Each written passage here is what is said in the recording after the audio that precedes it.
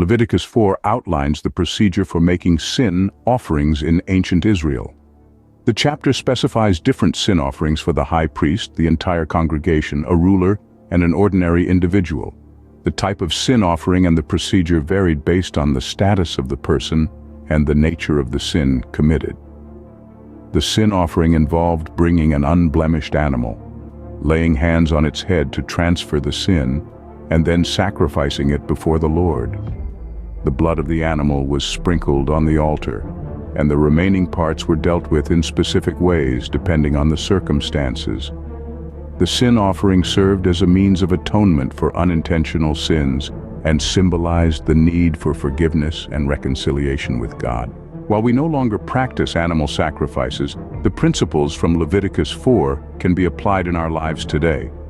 Just as the sin offerings in Leviticus 4 addressed unintentional sins, we must recognize our own sinfulness and acknowledge our need for forgiveness. This involves regular self-reflection and confession of our sins before God. The sin offering represented seeking atonement for sins. Today, we can find forgiveness and atonement through the sacrifice of Jesus Christ. Repentance and faith in Christ's sacrifice allow us to be reconciled with God. Leviticus 4 highlights the responsibility of leaders to make atonement for their sins. In today's context, leaders, whether in churches, families, or organizations, should model humility, accountability, and the practice of seeking forgiveness when they make mistakes. Just as the person laid hands on the animal, we can symbolically offer ourselves to God. Presenting ourselves as living sacrifices means dedicating our lives to God's service and seeking to live in obedience to His will.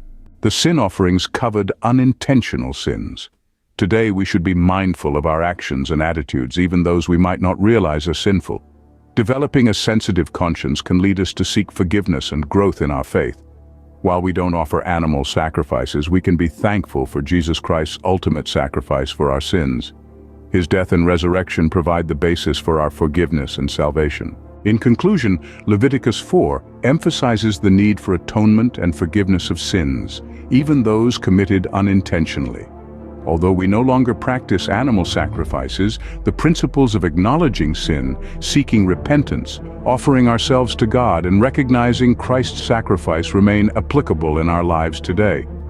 Through Christ, we can find forgiveness, peace with God, and the grace to live transformed lives.